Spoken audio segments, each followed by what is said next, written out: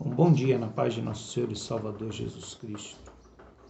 Eu quero ler hoje para o nosso devocional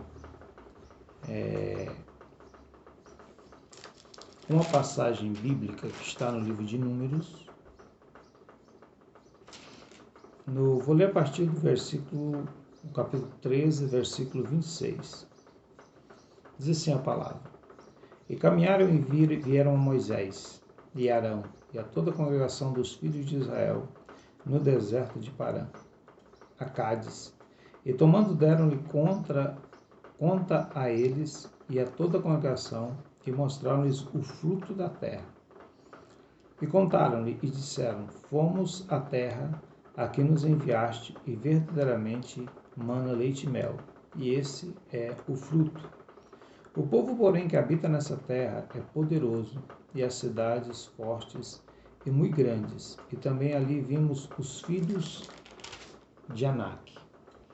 Os amalequitas habitam na terra do sul, e os heteus, os jebuseus e os amorreus habitam na montanha. E os cananeus habitam ao pé do mar e pela ribeira do Jordão. Então Caleb fez calar o povo perante Moisés e disse: Subamos animosamente e possuamo-la em herança, porque certamente prevaleceremos contra ela. Porém os homens que com ele subiram disseram: Não poderemos subir contra aquele povo, porque é mais forte do que nós. Presta atenção. E infamaram a terra que tinha espiado perante os filhos de Israel, dizendo: A terra pelo meio da qual passamos a espiar é terra que consome os seus moradores. E todo o povo que vimos no meio dela são homens de grande estatura. Também vimos ali gigantes, filhos de Anak, descendentes dos gigantes, e éramos aos nossos olhos como gafanhotos, e assim também éramos aos seus olhos. O primeiro versículo do capítulo 14 diz assim: Então levantou-se toda a congregação e alçaram a sua voz, e o povo chorou naquela mesma noite. E todos os filhos de Israel murmuraram contra Moisés, contra Arão, e toda a congregação lhe disse: se morrêssemos na terra do Egito, se morrêssemos neste deserto. Por que nos trouxe o Senhor a essa terra para cairmos à espada e para que nossas mulheres e nossas crianças sejam por presa? Não nos seria melhor voltarmos ao Egito? Eu quero meditar com você nessa manhã, nesse breve devocional, sobre uma outra causa que impediu o povo de Israel de ser abençoado. Ontem nós falamos sobre a perca da bênção por Esaú, irmão de Jacó, porque ele não dava valor à bênção que ele tinha por direito. Ele acabou perdendo a bênção e acabou passando tudo isso a Jacó. Hoje nós observamos que também houve uma perca muito grande de uma promessa de Deus. Há algumas pessoas que tomaram uma atitude. Moisés, ele levava o povo rumo à terra de Canaã. A grande promessa de Deus durante séculos é que Deus daria aquela terra ao seu povo, a descendência de Abraão. Se nós olharmos para o que Deus falou a Abraão, ele disse assim: Abraão, percorre essa terra. Está lá no capítulo 3, versículo 15 de Gênesis. Percorre a terra. A terra que você está vendo, eu darei a sua descendência para sempre. Olha bem, começa a promessa que Israel possuiria a terra de Canaã. E essa foi a promessa.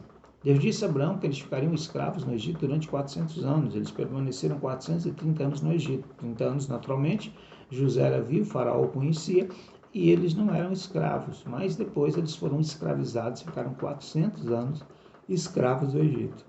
Saíram de lá debaixo de uma promessa, que Deus daria para eles uma terra. E a terra que Deus daria para eles era a terra de Canaã. Houve todo aquele processo de libertação, quando Moisés orou a Deus, e Deus mandou as 10 pragas e puniu o Egito por causa deles ter escravizado o povo de Israel.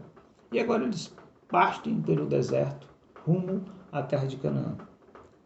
Eles deveriam ter chegado na terra de Canaã muito rápido. Brevemente eles estariam lá. Não eram tão distantes de Canaã. Apesar de eles estarem com uma multidão muito grande, mas eles chegariam lá rapidamente, não seria uma viagem tão extensa como foi. Moisés, então, ele pega 12 homens, não se sabe o nome dos outros 10, mas entre os 12 estava Josué e Caleb. E eles foram espiar a terra. Espiaram a terra. De uma extremidade a outra, andaram naquela terra e observaram que aquela terra era muito fértil, muito produtiva. A terra era boa. A Bíblia diz que eles trouxeram dos frutos da terra, do que a natureza produzia naquela terra. Diz que eles trouxeram um cacho de uva, que gastaram 2 homens para carregar aquele cacho de uva. Ele estava tão pesado que eles amarraram ele em um pau, colocaram no ombro de 2 homens, dois dos espias, e eles trouxeram aquele cacho de uva. O primeiro relatório que deram era extraordinário. A terra realmente mana leite e mel.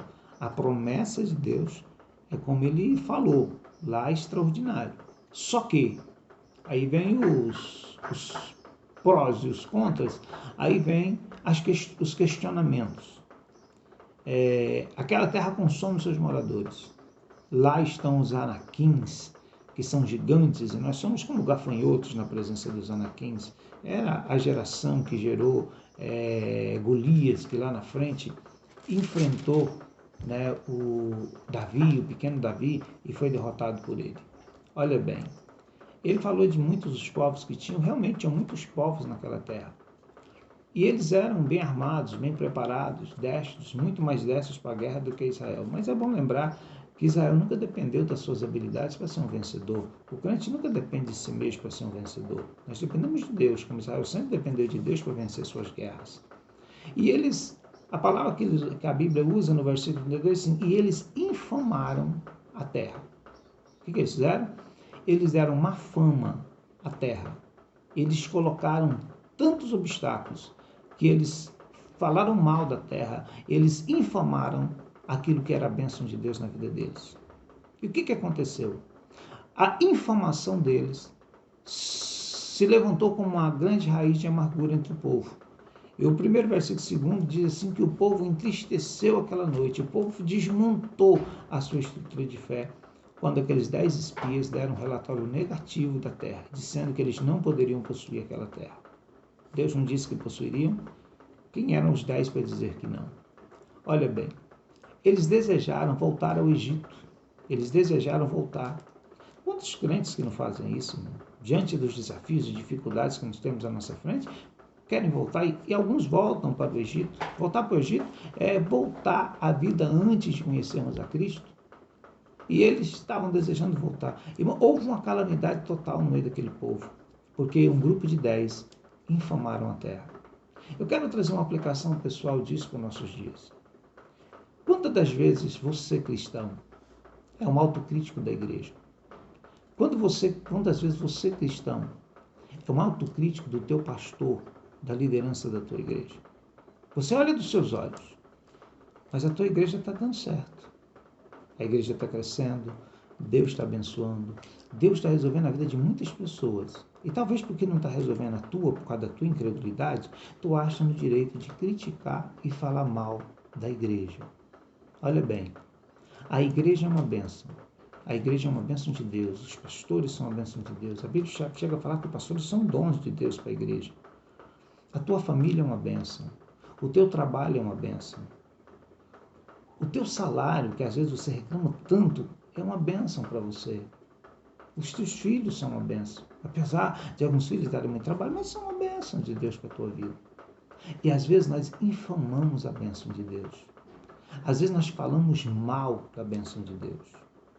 Eu gostaria de chamar a atenção aqui, o primeiro tópico que eu analisei, a igreja. Quem é a igreja de Jesus? A Bíblia chama de noiva.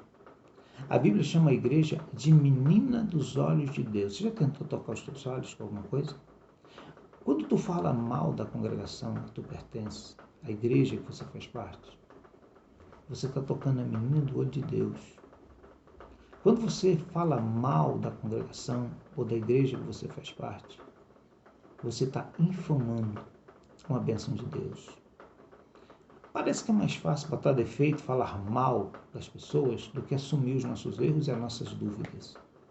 Eu quero te lembrar que a punição que veio a esse povo, a essa geração, foi terrível. Eles estavam na entrada de Canaã para entrar, e eles possuiriam aquela terra.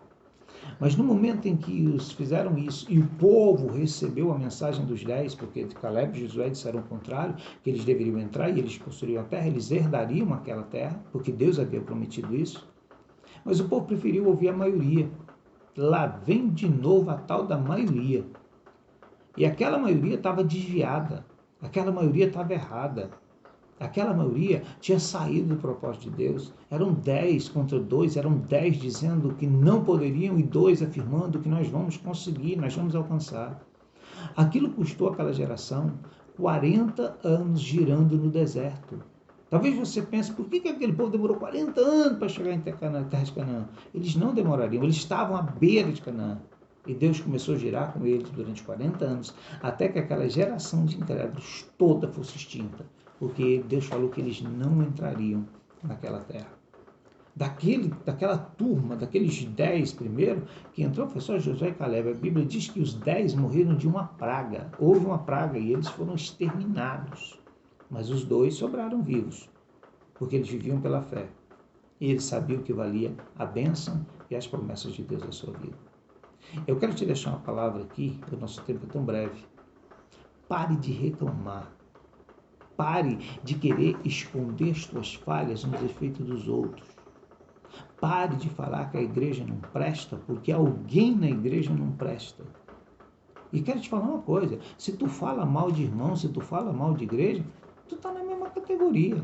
Você está na mesma situação. Não está sendo igreja. E é uma mancha dentro da igreja. Pense antes de falar. Pense bem antes de criticar. E vou te dar um conselho. Não critique a noiva de Jesus. Ninguém gosta de ter a sua noiva, a sua esposa, os seus filhos, as pessoas que amam sendo criticadas pelos outros. Não infame a bênção de Deus. Não fale mal daquilo que Deus lhe deu. Não fale mal daquilo que Deus te pôs na vida como uma bênção. Porque isso pode custar caro para a gente. Preste atenção. Faça a coisa direito. Se tu foste chamado para a fé, valoriza a tua fé. Vive de forma que Deus se alegre com você. E se Deus prometeu, meu irmão, Ele vai cumprir. Se Ele falou que é possível conquistar a terra, pode ter o gigante que for, que Deus fará isso acontecer na nossa vida. A igreja não vai parar, porque alguém quer que ela pare. Israel não parou, mas as gerações futuras herdaram aquela terra. Que Deus te abençoe hoje e sempre, no nome de Jesus Cristo.